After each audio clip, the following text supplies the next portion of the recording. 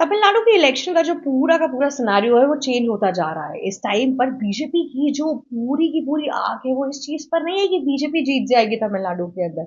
वो तो देखिए ऐसा एकदम ऐसा ही अनबिलीवेबल सा दृश्य होगा। लेकिन बीजेपी की पहली आँख इस चीज़ पर है कि कैसे डीएमके की सरकार को वहाँ से नीचे गिराया जाए। जिसके लिए तमिलनाडु के अंदर बीजेपी का एकमात्र सहारा इस टाइम पर ब्रह्मास्त्र की तरह भी यूज़ कर रही है बीजेपी, जो है टीवीके के लीडर विजय को। जी हाँ, बीजेपी बहुत कोशिश कर रही है विजय को इस बात से मनाने के लिए कि वो एआईडीएमके, बीजेपी और टीवीके ये तीनों को अलायंस में ला दे ताकि इलेक्शन में इनकी एक तरफा जीत हो जाए और एटलीस्ट जीत भी ना हो तो भी डीएमके को सरकार से हटा दिया जाए। जिसमें यहाँ तक सुर्खियों में बात आ रही है कि विजय को और साथ ही साथ आपके एआईडीएमके के जो लीडर हैं, जिनको डेप्यूटी सीएम की पोजीशन मिलेगी। यहाँ पर देखिए तमिलनाडु की जितनी भी सिनेरियोज हैं इस टाइम पर डीएमके की जो पकड़ है वो बहुत स्ट्रांग है। यहाँ पे एआईडीएमके और बीजेपी अलायंस में आकर भी कुछ ज्यादा नहीं कर पाएगी क्योंकि द्रविडियन वोट्स भी डीएमके को जाते हैं। साथ ही साथ अगर आप देखेंगे तो माइनॉरिटी के वोट्स भी डीएमके को जाते हैं। लेकिन टीवीके का एक यहाँ पे चेंज ओवर देखने को मिल रहा है कि कैसे टीवीके की पार्टी हर चीज चेंज कर सकती है।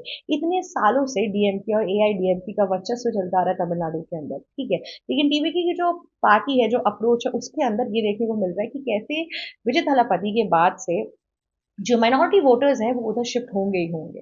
समझिए डीएमके के पास अगर 20% क्रिश्चियंस के वोटर्स आ रहे हैं या फिर 50% आप समझ लीजिए कि माइनॉरिटी के वोटर बैंक उनके पास आ रही है द्रविडियंस को छोड़ के, तो उसमें से करीबन 25% बहुत चांसेस हैं कि टीवीके काट के ही रहेगा। और अगर वहां पे टीवीके ये वोटर बैंक काटेगा तो यहाँ पर डीएमके को लॉस तो एनी होगा लेकिन टीवी को ऐसा कोई फायदा नहीं होगा क्योंकि 25% वोटर बैंक काट के क्या ही फर्क पड़ता है। बहुमत के लिए कम से कम 50-55 के आसपास चीजें चल रही होती हैं, तो उस हिसाब से टीवीके को तो ऐसा कोई प्रॉफिट नहीं होने वाला। लेकिन ये है कि बीजेपी और एआईडीएमके का फायदा होगा क्योंकि वो वोटर बैंक काटेगा।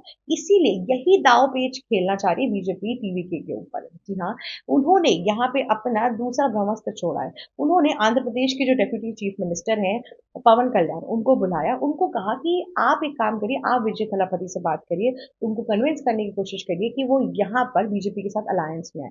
देखिए पवन कल्याण और विजय थलापति की स्टोरी ऑलमोस्ट सिमिलर है। ये दोनों फिल्म से जुड़े हुए हैं, ये दोनों अपने अपने क्षेत्र के बहुत बड़े स्टार्स हैं।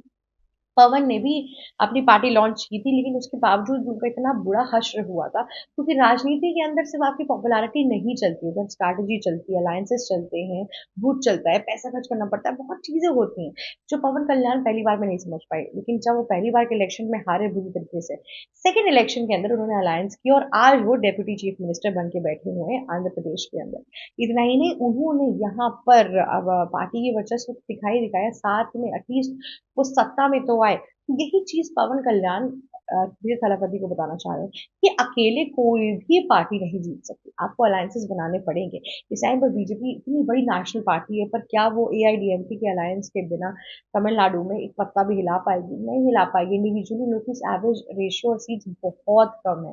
बीजेपी को सिमिलर चीज करने में बिहार में कितने टाइम लगे? बिहार में हमेशा वो जेडीयू के इर्द गिर्द मंडराती रही, जेडीयू का अलायंस बना के वो इतने दूर पहुंचे और अब जाके इतने सालों बाद आप देख पा रहे हैं कि कैसे बीजेपी ने इंडिविजुअली अच्छी सीट्स पाई। तो इतना एक एकाएक इतने जल्दी सब कुछ तमिलनाडु के अंदर तो नहीं होगा। प्लस एमपी टैलेंट इस टाइम पे इतने कॉन्फिडेंट दिखाई दे रहे हैं कि वो कांग्रेस के अलायंस का वेट भी नहीं कर रहे हैं।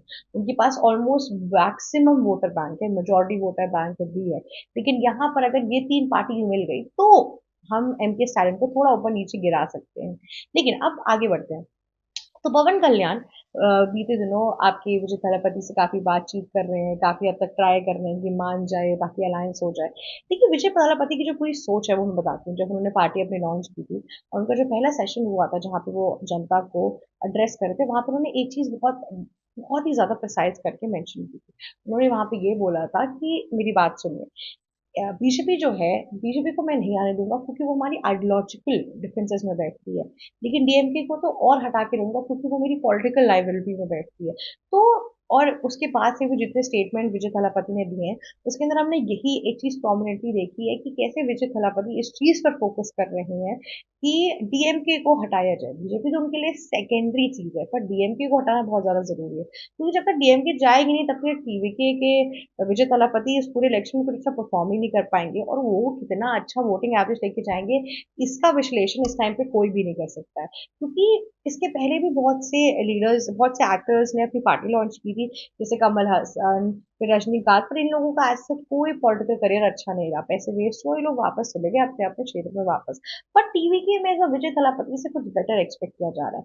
उनकी जो पार्टी का जो मैनिफेस्टो और स्ट्रैटेजी है वो तो इतनी डिफाइन नहीं है, पर बाकी सारी पार्टी से बेटर परफॉर्म करते हैं।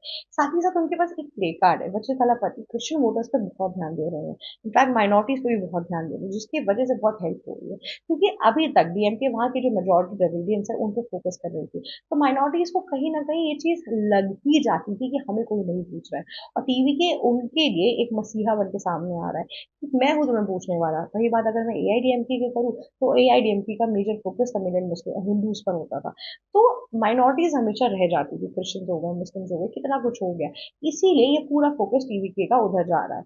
अब टीवीके का जो अभी तक कैंपेनिंग और चीजें रहे वो सुर्खियों में जिस हिसाब से बने हुए हैं, उसमें ऐसा तो नहीं लग रहा है कि उनको भागने की जरूरत पड़ सकती है, पर ये बात जरूर है कि अगर वो अलायंस में आएंगे तो अच्छा परफॉर्म करेंगे। क्या पता वो पवन कल्याण जैसे एक ट्रम्प कार्ड भी निकले और उस हिसाब से भी परफॉर्म कर ले जाए। तो अभी हम विजय दलापति की जो पूरी की पूरी पॉलिटिकल करियर है उसको डिफाइन नहीं कर सकते। पहला इलेक्शन है, पहली चीजें हैं, उसको उस तरीके से नहीं देखा जा सकता है। पर यहाँ पे हम एक चीज देखेंगे कि कैसे बीजेपी दृढ़ होकर बैठी हुई है कि इस बार डीएमके की सरकार को हटाना ही है। पिछले लोकसभा इलेक्शन में बीजेपी के करीबन 11% वोट आए थे। मुझे पता है 11% वोटिंग एवरेज बहुत कम है, लेकिन बीजेपी की इतने भी कभी आज़ादी के बाद ढंग से नहीं आ पाए जो पिछले लोकसभा इलेक्शन में आए थे। उसके बाद से बीजेपी इस पर यही एम कर रही है कि मैं जीतूं या ना जीतूं, डीएमके को हटा दूं, मेरे वोटिंग एवरेज बढ़े एक स्टेट के अंदर, और इस बार बढ़ना तो तय ही है, क्योंकि हमने एआईडीएमके और टीवी का नाम भी बहुत ज्यादा सुन लिया है। इसके पहले के इलेक्शंस के अंदर टीएमके अकेले बहुत हद तक खेल जाती थी, और जो रेलिवेंट चीजें यहाँ पर हुई है, जहाँ पे हमने देखा है कि किस तरीके से वो कीर्ति दीपम वाला पूरा इंसिडेंट हुआ था, जिसके बाद से हिंदुओं की जो पूरी तरीके से भावना थी मंदिर को लेके, अपने राइट्स को लेके, वो बहुत हद तक खट्टी हो गई थी। दूसरी ओर हमने ये भी देखा कि तमिलनाडु से डीएमके को हटाना इसलिए भी बहुत जरूरी है, क्योंकि उनका जो हिंदी और हिंदुत्व के प्रति जो हेटेड है वो बढ़ता ही जा रहा है, और उनके जो बेटे हैं उदयनिधि स्टालिन, उनका भी सिमिलर चीज है। वो भी बोलते हैं मैं कुछ भी बन जाऊंगा पर मैं एक हिंदू नहीं बनूंगा। उसी दूसरी ओर हमने देखा कि कैसे एमके स्टालिन ने Hindi hoardings, Hindi songs, Hindi boards, ये सब हटाने की पूरी ट्राई कर ली। तो आप समझ रहे हैं कि अगर किसी इंसान की इतनी हेट्रेड है, अगर वो दोबारा पार्टी में आएगा, वो दोबारा नई चीजें करने की कोशिश करेगा, जो कि इनजस्टिफाइड चीज है। पहले हम कास्टिज्म से परेशान थे, अब हम लैंग्वेजेस से परेशान है। एक एक लैंग्वेज से हम उस चीजों को किस तरीके से ऊपर नीचे करके प्रिसाइज कर सकते हैं, मुझे तो यही नहीं समझ में आया अभी तक, राइट। तो ये सब चीजें चलती हैं। अब दूसरी ओर हमें ये भी चीज देखनी चाहिए कि विजय थलापति और आप ये बीजेपी की जो अलायंसेस हैं, ये अगर हो गई तो बहुत लोग ये कह रहे हैं कि विजय का आगे जाके जो पॉलिटिकल करियर है वो वेस्ट हो सकता है, वो खराब हो सकता है, क्योंकि बीजेपी एक आइडियोलॉजिकल डिफरेंसेस के वजह से जानी जाती है। बीजेपी का एकमात्र जो इंक्लाइनेशन है वो हिंदुओं की तरफ हमेशा ही रहा है, तो क्या पता चीजें खराब हो सकती हैं। दूसरे लोग ये कह रहे हैं कि अरे अभी पहले सत्ता में तो आओ, उसके बाद से आगे की चीजें सोचना। पवन कल्याण जैसे थोड़ी ना होगा, या फिर कमल हसन या फिर रजनीकांत जैसा।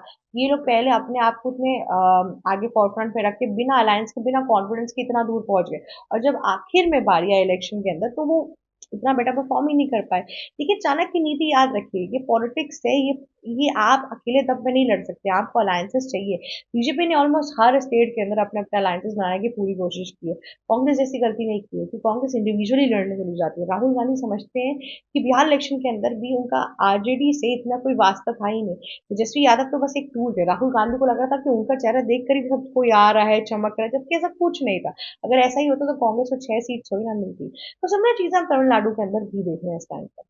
आगे देखते हैं कि इलेक्शन के बाद क्या और कैसी चीजें होती हैं। आज के लिए बस इतना ही। अगर आपको ये वीडियो अच्छी लगी तो लाइक, शेयर, सब्सक्राइब और कमेंट करना बिल्कुल मत भूलिएगा। जाते जाते बेल आइकन भी हिट कर दीजिएगा। Thank you so much for watching us. ABC Hindi news, आज ही जुड़िए हर खबर के साथ।